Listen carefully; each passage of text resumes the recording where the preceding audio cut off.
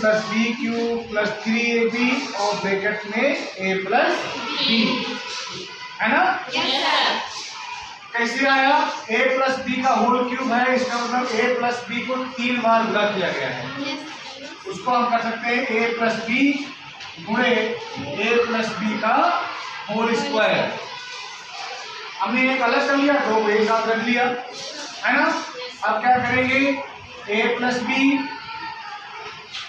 ये होगा a square plus B square plus 2ab, यही सिखाया है ना? a प्लस बी का होल स्क्वायर होता है a square plus B square plus 2ab। अब देखिए, इसके a से पूरे गुणा करेंगे, फिर b से पूरे गुणा करेंगे, यही हुआ ना? तो हम पहले a से पूरे गुणा करेंगे, किसमें? a square plus B square plus 2ab में, है ना? अब क्या बचा? प्लस है बीच में, तो प्लस लगाएंगे, और क्या है? b है, तो b से गुणा करेंगे a square plus B square plus 2ab, है ना? अब a से गुणा करिए। जब a के गुणा a स्क्वायर में करोगे, हमने बताया है गुणा में घातें जुड़ती हैं। अगर समान चर है तो गुणा में घातें जुड़ती हैं, है ना? ये देखिए, a का गुणा हम किससे करेंगे? a स्क्वायर से। फिर a का गुणा किसमें करेंगे? b स्क्वायर में। फिर a का गुणा किसमें करेंगे? इस वाले पद में 2ab में a का गुणा करेंगे, है ना? फिर उसी प्रकार b का गुणा करेंगे a स्क्वायर में, फिर उसी b का गुणा करेंगे b स्क्वायर में, और फिर b का गुणा करेंगे 2ab में। अब गुणा करेंगे हम लोग, गुणा में घातें जुड़ती हैं, एक घात यहाँ छिपी है जिसको हमने बताया है कि जब हमको गुणा करने की आवश्यकता होती है तभी उसको हम जानते हैं। एक घात ये और दो घात ये मिल करके हो जाएगा एक घात ये कितना? 3 हो गया ना? प्लस ये हो गया ab स्क्वायर। अगर ab स्क्वायर लिखा है इसका मतलब हुआ a और b के बीच में गुणा का निशान है, हमने इसको हटा दिया केवल, लेकिन उन दोनों के बीच में क्या है? गुणा है। फिर क्या है? प्लस यहाँ होगा a कितनी बार आया है? 2 बार, तो होगा a स्क्वायर b और प्लस ये भी हो जाएगा a स्क्वायर b। देखो a स्क्वायर है और b है, ये हो जाएगा b क्यूब, है ना? और ये हो जाएगा 2ab स्क्वायर। ऐसे में अब हमने क्या किया? हमने a क्यूब और b क्यूब को अलग कर लिया, इसको और इसको बाहर कर लिया। अब क्या बचा?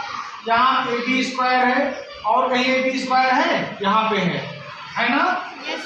ab स्क्वायर और प्लस 2ab स्क्वायर।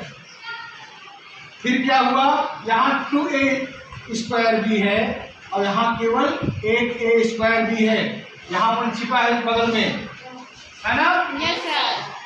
अब ये हो गया a cube plus b cube plus ab square और 2ab स्क्वायर मिलके हो जाएगा 3ab स्क्वायर, और ये 2a स्क्वायर b और a स्क्वायर b मिलके हो जाएगा 3a स्क्वायर b। अब देखिए क्या हुआ? ये हुआ a cube plus b cube plus इन दोनों पदों में क्या कॉमन है? दोनों में 3 है, दोनों में a है और दोनों में b है। वही हमने 3a और b बाहर कर लिया, यहाँ केवल बचेगा b और यहाँ बचेगा a, है ना? उसी को क्रम से लिख दिया हमने, a पहले लिख दिया और b बाद में लिख दिया, यानी आपका a प्लस b का घाते 3 कितना आया? a cube plus b cube plus 3ab into a plus b, यही आया ना?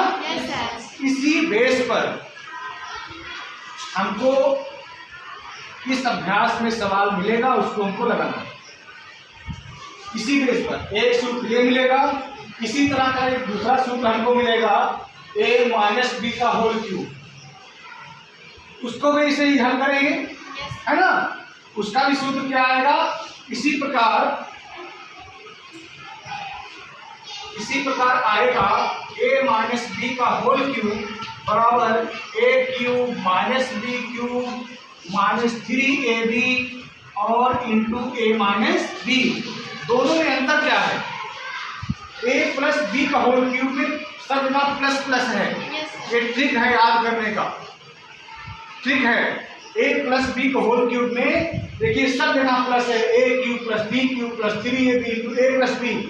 और a माइनस बी का होल क्यूब में सब जगह माइनस है, a cube minus B cube minus 3ab into a minus B. यानी आपको निशान बदल देना है।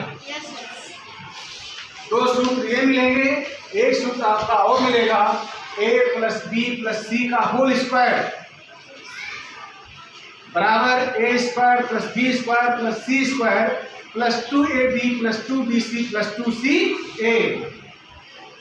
इन्हीं तीनों सूत्रों पर हमको पूरा ये अभ्यास पढ़ना है, ठीक है? Yes sir. तो हम लोग सबसे पहले एक दो उदाहरण पढ़ते हैं। उदाहरण देख करके एग्जाम्पल से आप समझ जाओगे कि हमको सवाल कैसे करना है, ठीक है?